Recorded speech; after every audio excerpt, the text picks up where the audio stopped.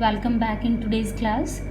Dear students, we have done 3 questions of exercise 8.3 in my last video.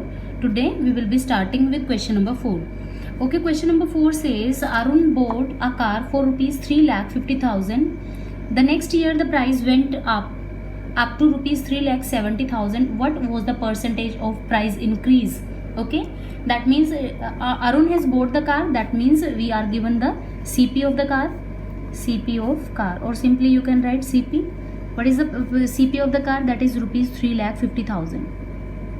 Okay, and SP of the car, sorry, they have the price is increased. Okay, so we may write it as increased price.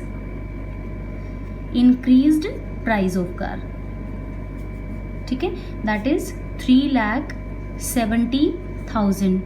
So what is increase in price? How much there is increase in price? It is rupees 3,70,000 minus 3,50,000. This is how we can find out what is the increase in the price. Subtract, you will get rupees 20,000. That means there is a price rise of 20,000 in the car. But they are asking what is the percentage? What is the percentage increase? Here we will write percentage increase. Okay, and what is the formula? They are asking about the percentage of increase, so we will write increased price divided by initial price. That means the price before rising in the price, multiply by 100. Okay, so how can we do that? What is the increase in price? That is 20,000, and initial price was 3,70,000. This was the initial price of the car. Okay, and we will multiply it with 100.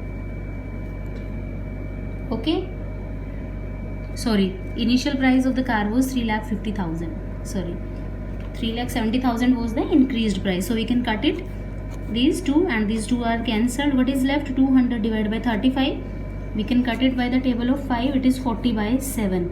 If you want to find the answer in mixed fraction, it will be 5:5 by 7%.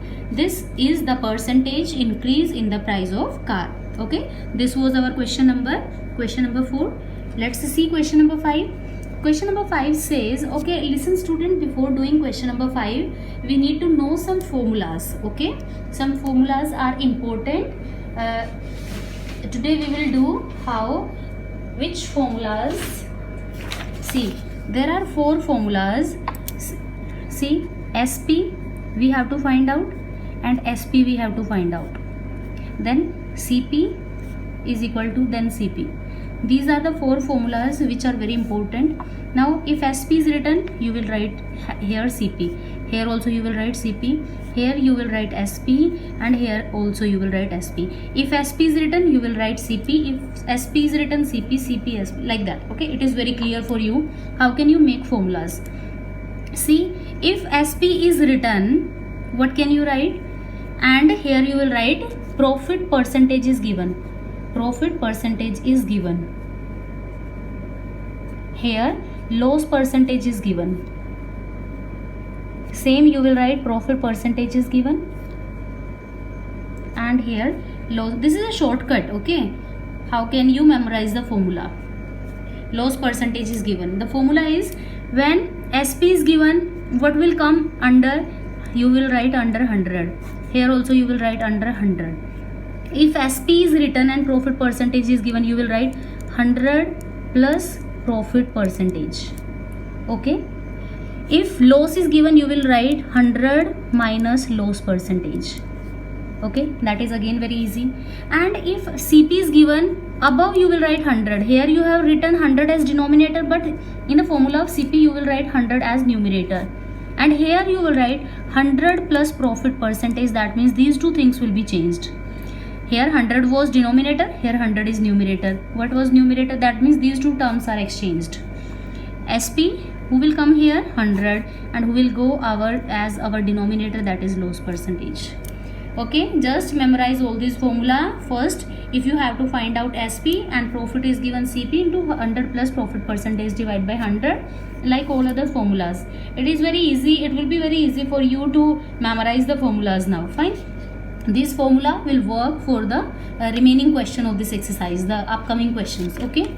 Now just see question number 5. I bought a TV for rupees 10,000 and sell it at a profit of rupees 20. What is the buy means? This is CP. What is the CP of TV? That is rupees 10,000.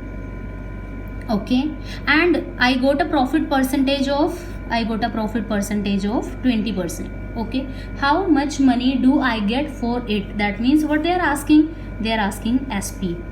Now only we have done the formula.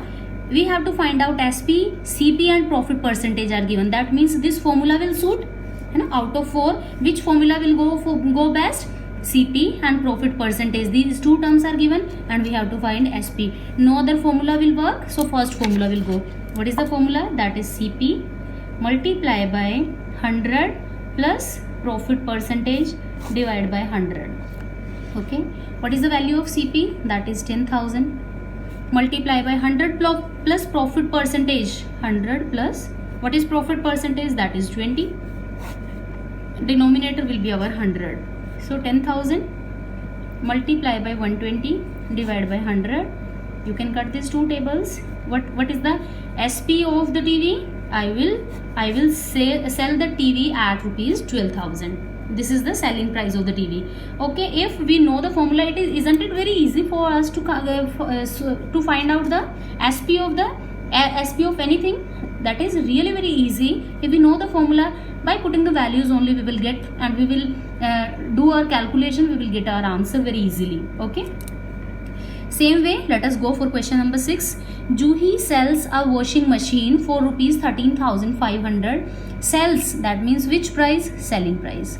Selling price of washing machine is rupees 13,500. She loses 20% in the bargain. That means what is given? Loses means loss percentage. That is 20%.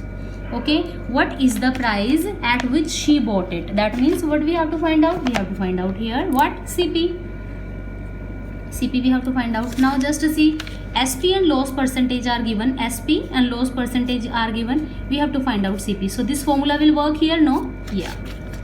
So CP is SP multiply by 100 divide by 100 minus loss percentage. What is my SP? 13,500. Sorry, 13,500 multiply by 100 and 100 minus 20. 100 minus 20. In next step, we will solve it further. 13,500 multiply by 100 and here I will get it as 80. Now I can cut it by the table of this 0 will be cancelled by the table of 2. It will be 6750 and here it will be 4. Now 4 it can be cut. Here I will get 2 and here I will get 3, 7 and 5. Now this 2 and 10 can be cancelled. It can cancel by the table of 5. 3,375. If I multiply it with 5, what I will get? I will get 5, 7, 8, 6, 1. So what will be the cost price of that washing machine? That means this is the price at which I bought that washing machine. Fine. Let's move for the next question. That is our question number 8. Question number 8 also is based on the same formula. Question number 7. A chalk contains calcium. What are the three things? Calcium, carbon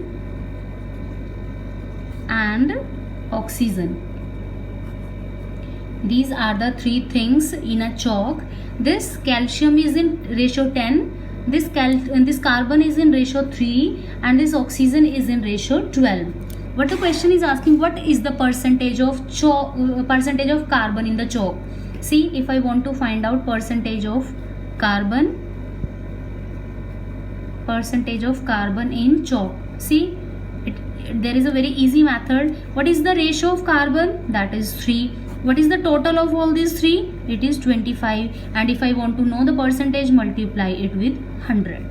Okay, we want to know the percentage of carbon, so I took 3. Total always will become our denominator. If you want to know the percentage, we have to multiply by 100.